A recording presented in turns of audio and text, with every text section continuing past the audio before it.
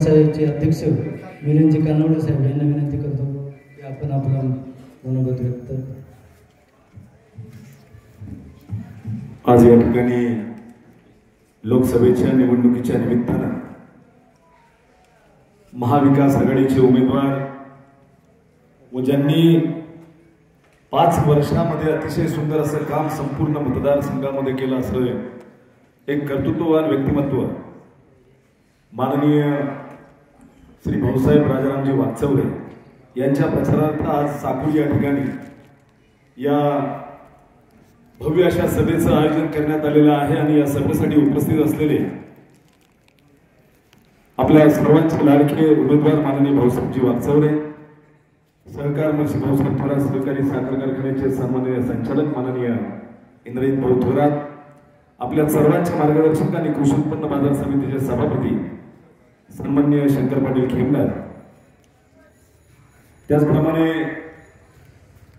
सभागत मीराताई शेटे, विजूभाऊ रहाणे, ज्यांनी आता आपल्याला संबोधित केलं ते सालगड साहेब, कैलाजी वागचौरे, अमरजी कतारे, त्याचप्रमाणे आमचे जिवलग सहकारी आणि या भागाचं अतिशय एक दमदार आणि युवा नेतृत्व माननीय इंद्रजित पाटील खेमनर, मान्य सचिनजी खेमनर, अनेक मान्यवर व्यासपीठावर उपस्थित आहेत. व्यासपीठावर उपस्थित सर्वच सन्माननीय मान्यवर आणि माझ्या समोर बसलेल्या सर्व बंधूंनो, भावांनो आणि शेतकरी सगळे या ठिकाणी बसलेले सर्वच सन्माननीय मान्यवर, आज या ठिकाणी देशाचे नेते आदरणीय राहुलजी गांधी, त्याचप्रमाणे महाराष्ट्राचे नेते, आपल्या सर्वांचे मार्गदर्शक, संगमनेरचं भूषण, संगमनेरचा अभिमान आदरणीय आमदार बाळासाहेबजी थोरात, त्याचप्रमाणे जाणते नेते खासदार शरदचंद्रजी पवार साहेब आणि शिवसेनेची कमान त्यांनी सांभाळलेली आहे असे शिवसेना प्रमुख माननीय उद्धवजी ठाकरे यांच्या नेतृत्वाखाली आज महाराष्ट्रामध्ये लोकसभेची निवडणूक होत आहे. आणि या लोकसभेच्या निवडणुकीच्या निमित्तानं आपण सर्वजण या लोकसभेच्या निवडणुकीला सामोरं जात असताना आज या ठिकाणी मी आपल्या सर्वांना संबोधित करत असताना फक्त आपल्या संदर्भातल्या 2 गोष्टी या ठिकाणी मी मांडणार आहे. अनेक मान्यवरांनी या ठिकाणी आपल्या भावना व्यक्त करताना सांगितलं की कांद्याला भाव नाही, दुधाला भाव नाही. काही प्रश्न या ठिकाणी मी आपल्या समोर मांडणार आहे. या 2 गोष्टीमुळे आपल्या साकूर भागाचं किती नुकसान झालेलं असेल याचा कधीही आपण हिशोब केलेला नसेल. इथं दातीर बाबा बसलेले. बाबा, तुम्ही कांदे लावले असतील, किती एकर कांदे होते? 4 एकर कांदे होते. 4 एकर कांदे केले, एकरी 200 गोण्या कांदा निघतो. 4 एकरामध्ये साधारण 800 गोण्या कांदा निघाला असेल. आणि त्या कांद्याला मागील 3 महिन्यापासून भाव होता साधारण 7 रुपयापासून तर 12.5 ते 13 रुपयापर्यंत. खरं बोलतोय मी?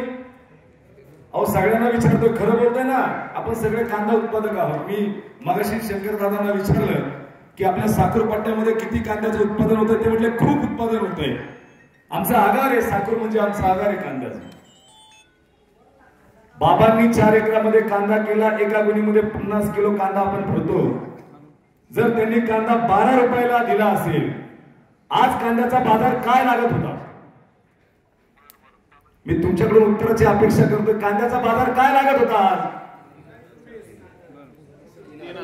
3,000, 2,500, 3,500, आपण 2,000 रुपये पकडू. 20 रुपये जर कांद्याला दर असला मिळाला असता आपल्याला, आणि जर दातीर बाबांनी तो कांदा 12 रुपयांनी विकलेला असेल, जो सगळ्यात जास्त भाव विदरलाय. अनेक लोकांनी, आपल्या शेतकरी बांधवांनी 7 रुपयांनी विकलाय, 8 रुपयांनी विकलाय, 9 रुपयांनी विकलाय, 10 रुपयांनी विकलाय, पण आपण 12 रुपये बाजार धरला. आणि तोच कांदा जर 20 रुपयांनी विकला गेला असता तर एका किलो मागे कमीत कमी 8 रुपयाचा फरक त्या ठिकाणी पडलेला आहे. एका किलो मागे 8 रुपयाचं आपलं नुकसान झालेलं आहे. एका गुणी मागे 8 रुपये गुणिले 50 किलो 400 रुपयाचं नुकसान झालेलं आहे. तर दातीर बाबांचा कांदा किती गोण्या कांदा काढला होता? 4 एकरामध्ये 800 गोण्या होत्या. 800 इंटू 400, 832 म्हणजे 3,20,000 रुपयाचं एकट्या दातीर बाबांचं नुकसान झालेलं आहे. या साखर पट्ट्या शंकर पाटील किती कांदा तयार होत असेल, म्हणजे किती एकरामध्ये कांदा असेल? कमीत कमी 1000 एकरामध्ये कांदा असेल, 2000 एकरामध्ये कांदा असेल. जर एकरी 80,000 रुपयाचा फरक पडलेला आहे तर 2000 एकरा मागे 2000 गुणिले 80,000 16 कोटी रुपयाचं नुकसान. 16 कोटी रुपयाचं नुकसान हे फक्त या साखर पट्ट्याचं झालेलं आहे. किती मोठा तोटा आपल्याला झालेला आहे आपल्या शेतकरी बांधवांचा. आणि हे कशामुळे झालं हे तुम्हाला माहित आहे? जे या देशाचे पंतप्रधान नरेंद्र भाई मोदी त्या ठिकाणी बसलेले आहेत, यांनी या कांद्याची निर्यात बंद केलेली आहे. आणि ही निर्यात बंद याच्यासाठी केली की शहरातल्या लोकांना कांदा स्वस्त मिळाला पाहिजे. अरे बाबा, शहरातली लोक सुद्धा आमचीच लोक आहेत, त्यांना कांदा स्वस्त द्यायचा असेल तर दे, पण आमचा कांदा कमीत कमी हमी भावाने तरी घे. जो कांदा आम्ही रात्रंदिवस कष्ट करून उत्पादित करतो, आमच्या रक्ताचं आम्ही पाणी करतो, त्या कांद्याला जर आम्हाला सन्मानजनक भाव जर मिळत नसेल तर आमचा शेतकरी जिवंत राहील का? जेवढा खर्च त्या कांद्याला येतो तेवढंच उत्पन्न आज तेवढं सुद्धा मिळत नाही, तोंडाला तोंड सुद्धा मिळत नाही. अशी परिस्थिती आज संपूर्ण देशामध्ये निर्माण झालेली आहे, सगळ्या शेतकऱ्यांची निर्माण झालेली. दुसरी एक महत्वाची गोष्ट, आपण सगळे दूध उत्पादक आहोत, आपल्या शेतीला काहीतरी जोडधंदा मिळाला पाहिजे, म्हणून आपण आपल्या गोमातेचं त्या ठिकाणी चांगल्या पद्धतीनं पूजन करून तिची सेवा करून आपण दुधाचं उत्पादन काढतो. शंकर पाटील, किती दूध आपल्या या साखर पट्ट्यामध्ये तयार होत असेल? 35,000 लिटर. एक दातीर बाबा 100 लिटर दूध घालताय रोज, असं आपण गृहीत धरूया. 100 लिटर आज दुधाला भाव आहे 19 रुपयापासून तर 25 रुपयापर्यंत. आजच्या मितीला दुधाला भाव किती पाहिजे होता? कमीत कमी 35 रुपये ते 40 रुपये आपल्या दुधाला भाव पाहिजे होता. 25 रुपये 35 रुपये 10 रुपयाचा जरी फरक काढला लिटर माग, तर 35,000 गुणिले 10 रुपये म्हणजे एका दिवसाचं आपल्या शेतकऱ्यांचं नुकसान होत आहे किती? 3.5 लाख रुपयाचं एका दिवसाचं आपलं नुकसान होतंय. 3.5 लाख गुणिले 30 दिवस म्हणजे 30 दिवसाचे कमीत कमी 1 कोटी रुपये झाले. 12 महिन्याचा जर हिशोब काढला तर 12 कोटी रुपयाचं आपल्या शेतकऱ्यांचं नुकसान केलेलं या मोदी सरकारने.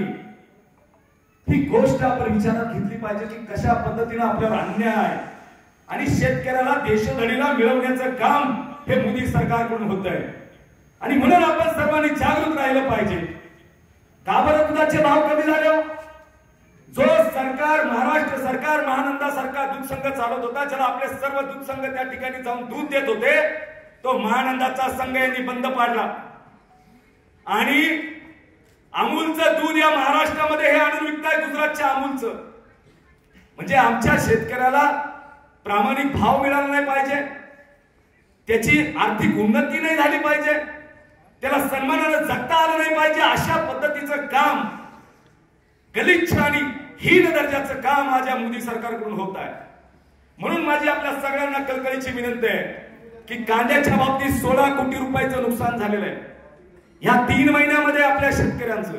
आणि एका शेतकऱ्याचं 3.5 लाखाचं, 1 एकर कांदा असेल तर 80,000चं दुधाचं जर 100 लिटर एखादा शेतकरी दूध घालत असेल तर 10 रुपयांनी 1,000 रुपयाचं रोजचं त्याचं नुकसान होतंय. महिन्याचं 30,000 रुपये आणि वर्षाचं 3,60,000 रुपयाचं नुकसान हे एका सर्वसामान्य शेतकऱ्याचं होतंय. हा विचार आपण केला पाहिजे की कशा पद्धतीने आपली पिळवणूक होते, कशा पद्धतीने आपला छळ होतोय. म्हणून माझी आपल्या सर्वांना अंतःकरणापासून विनंती आहे, यांनी आपल्याला संपवण्याचं ठरवलंय. शेतकरी या देशातला संपला पाहिजे, गुलाम झाला पाहिजे, त्याच्या हातात पैसे राहिले नाही पाहिजे. अरे माझ्या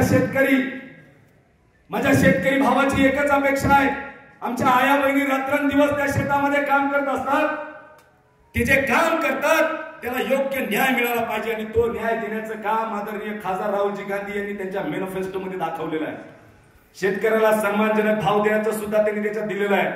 आणि तुम्ही आतापर्यंत जेव्हा जेव्हा राहुलजी गांधी यांनी जाहीरनामा काढला, जिथं जिथं आश्वासनं दिलेली आहेत, ती सर्व आश्वासनं फक्त आणि फक्त राहुलजी गांधी यांनीच पूर्ण केलेली आहे. म्हणून माझी आपल्या सर्वांना कळकळीची विनंती आहे, येणाऱ्या या लोकसभेच्या निवडणुकीमध्ये आपल्या सर्वांचे नेते, आपल्या सर्वांचे मार्गदर्शक आदरणीय थोरात साहेबांची मान जर आपल्याला उंच करायची असेल, त्यांची मान जर अभिमानाने आपल्याला उंच ठेवायची असेल, तर येणाऱ्या 13 तारखेला आपले जे महाविकास आघाडीचे उमेदवार आहे आदरणीय भाऊसाहेबजी वागचौरे यांची निशाणी आहे मशाल. त्या मशाल चिन्हासमोरचं बटन दाबून त्यांना प्रचंड मताने आपण विजयी करावं असं कळकळीचं आवाहन आपल्या सर्वांना करतो आणि याच ठिकाणी आपल्या सर्वांची रजा घेतो. जय हिंद, जय महाराष्ट्र, जय काँग्रेस.